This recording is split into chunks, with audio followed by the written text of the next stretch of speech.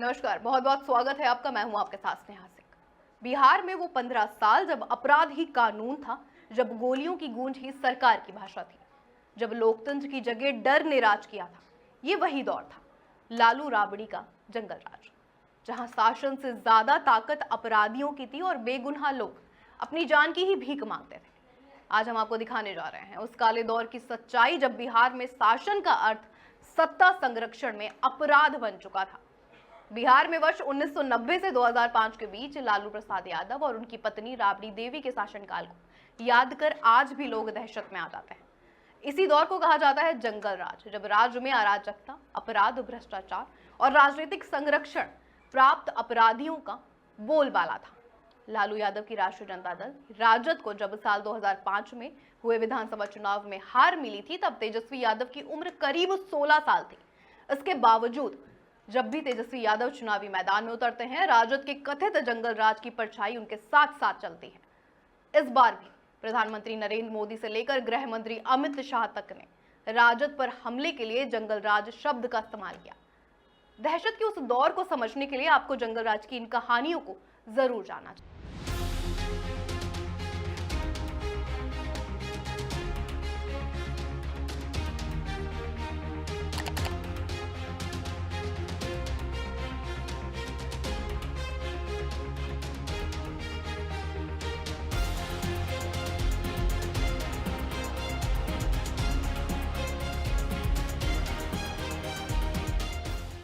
साल था 1990। सत्ता में आए लालू प्रसाद यादव। नारा था सामाजिक न्याय, लेकिन हकीकत में फैल गया था अराजक न्याय।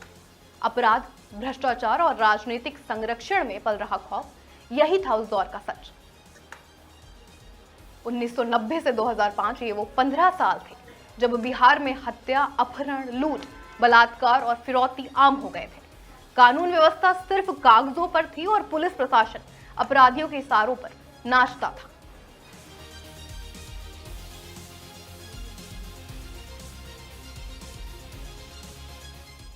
2001 से 2004 के बीच फिरौती के लिए आपको बता दें 1500 से ज्यादा अपहरण दर्ज हुए, 200 से ज्यादा नरसंहार हुए, 700 से अधिक लोग मारे गए और फिर भी सत्ता के गलियारों में अपराधियों को राजनीतिक संरक्षण मिलता रहा।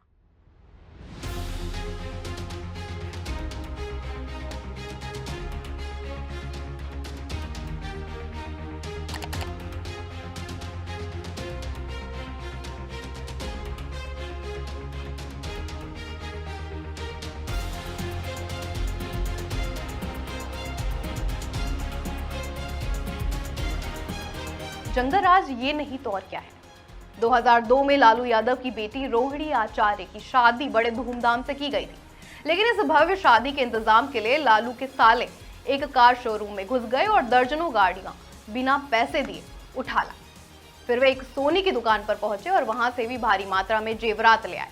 इसके बाद उन्होंने फर्नीचर की दुकानों से 100 से ज्यादा सोफा सेट उठाए। क्या शासन, क्या जनता, और इस जंगल राज को लाने की बात करते हैं ये।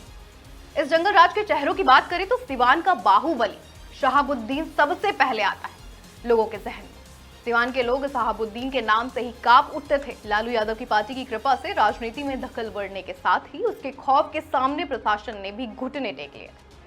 आरोप लगता है कि कानून व्यवस्था को ताक पर रखकर सरकार भी नतमस्तक हो गई और दबंगई के दम पर सत्ता के शिखर पर पहुंचने वाले इस बाहुबली को संरक्षण देने लगी।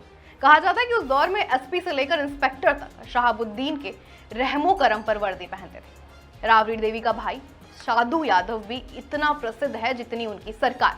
और फिर साले सुभाष यादव को कैसे भूल सकते हैं, जिनके इशारों पर पुलिस तक पिट जाती थी और व्यापारी फिरौती में तबाह हो रहे थे।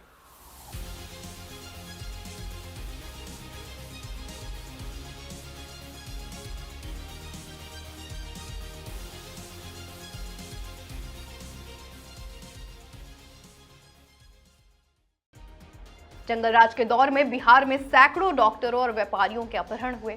आम लोग दहशत में जीते रहे, जबकि लालू यादव की सरकार और प्रशासन आंखें मूंदे बैठे रहे। साल 1992 में 12 में भयंकर नरसंहार हुआ। इसने जातीय हिंसा को चरम पर पहुंचा दिया था। 12 नरसंहार लालू यादव और लालू राज में जंगल राज के बड़े उदाहरणों में से एक है। जाति और भूमि विवाद की वजह से भूमिहार जाति के लिए 40 लोगों को एक नहर के किनारे ले जाकर उनके हाथ बांधकर गला रेत कर हत्या कर दी गई थी। 12 का भयंकर नरसंहार, 12 नरसंहार बिहार के 1990 के दशक के जातीय संघर्षों का सबसे नृशंस प्रतीक बन गए। 2001 से 2004 के बीच बिहार में 1527 अपहरण के मामले सामने आए, जिनमें 2004 में अकेले 411 दर्ज थे। ये वही दौर था जब बिहार में अपहरण एक उद्योग बन गया था। अपराधी और अपराध इतने हैं कि आप शायद गिनती भूल जाएं, लेकिन ये लिस्ट कभी खत्म नहीं होगी। जंगलराज के कुछ ऐसे केसेस भी हैं जिनकी बात आज भी बिहार की जनता करती है। 1999 शिल्पी जैन और गौतम सिंह की संदिग्ध मौत। पटना की 23 वर्षीय शिल्पी जैन मिस पटना रह चुकी थी। उनके साथ एनआरआई परिवार के गौतम सिंह की लाश फ्रेजर रोड के गैराज में मिली। ये वही गैराज था जो तत्कालीन मुख्यमंत्री राबड़ी देवी के साले साधु यादव से जुड़ा हुआ था। दोनों की मौत को आत्महत्या बताया गया, लेकिन सवाल आज भी जिंदा है, सच दबा दिया गया या मिटा दिया गया। 1994 आईएएस अधिकारी जेई कृष्णैया की सरेआम हत्या। 5 दिसंबर 1994 बिहार के गोपालगंज के तत्कालीन डीएम जी कृष्णैया को भीड़ ने उनकी कार से घसीट कर पीट कर मार डाला।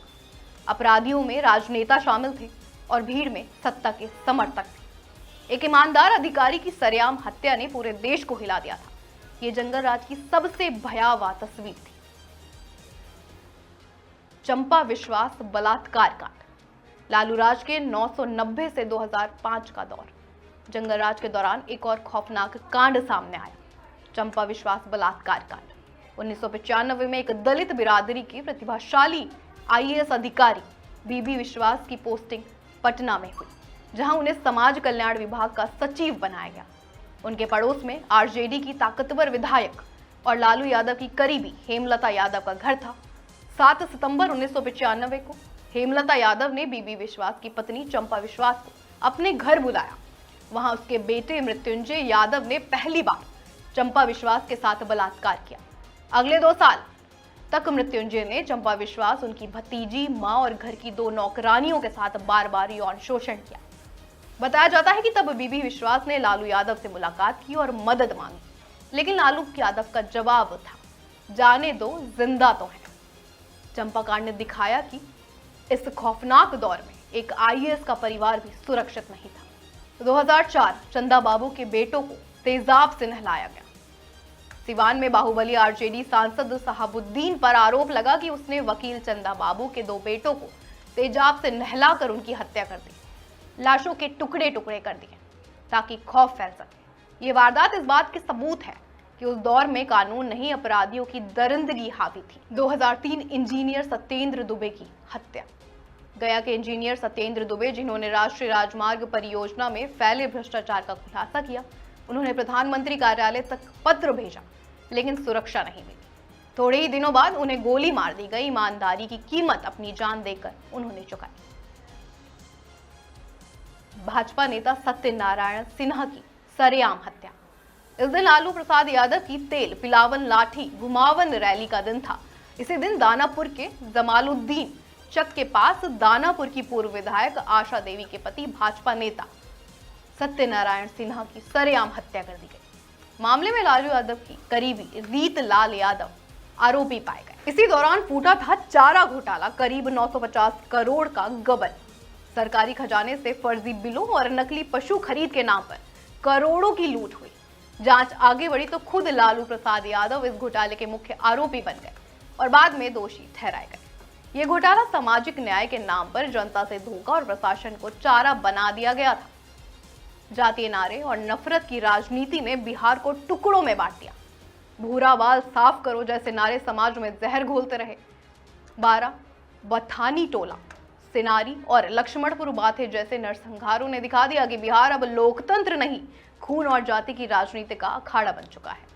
और कितने मामले आपको गिनाए जाएं? हर कत्ल, हर अपहरण, हर घोटाला एक सबूत है उस जंगल राज का जिसने बिहार की आत्मा को लहूलुहान कर दिया। जब सत्ता के साए में खून बहता था, जब कानून अपराधियों के कदमों में झुका था और जब इंसाफ भी बिक जाता था, वो बिहार नहीं खौफ का साम्राज्य था। दरअसल यही सच्चाई है, कटु, कड़वी लेकिन निर्विवाद। जंगल राज की असली तस्वीर हर मामला एक सबूत है उस जंगल राज का जिसने बिहार की आत्मा को जख्मी कर दिया है। सोच के भी आज 20 साल बाद भी बिहार के लोग कहते हैं, हमने वो दौर देखा है जब पुलिस डरती थी, जनता मरती थी और सत्ता अपराधियों के कदमों में थी। जंगल राज की कहानी अब लोक कथाएं बन चुकी है, लेकिन इनके जख्म आज भी जिंदा है। लालू यादव क्या कहते हैं? हमने सामाजिक न्याय दिया है। लालू यादव क्या कहते हैं? हमने सामाजिक न्याय दिलाया है। लेकिन बिहार पूछता है, क्या सामाजिक न्याय दिया है या अपराध को संरक्षण दिया था? आज जब बिहार में फिर चुनावी सरगर्मी है तो जनता के मन में वही सवाल गूंजता है, क्या लौटेगा वो जंगल राज या अब बिहार सच में उस अंधेरे से बाहर निकल चुका है? कटघरे में है वो शासन, वो व्यवस्था और वो सच जिसने बिहार को विकास से नहीं डर से जोड़ा। क्योंकि सच यही है, जंगल राज सिर्फ इतिहास नहीं है, एक जख्म है जो आज भी बिहार की आत्मा पर ताजा है।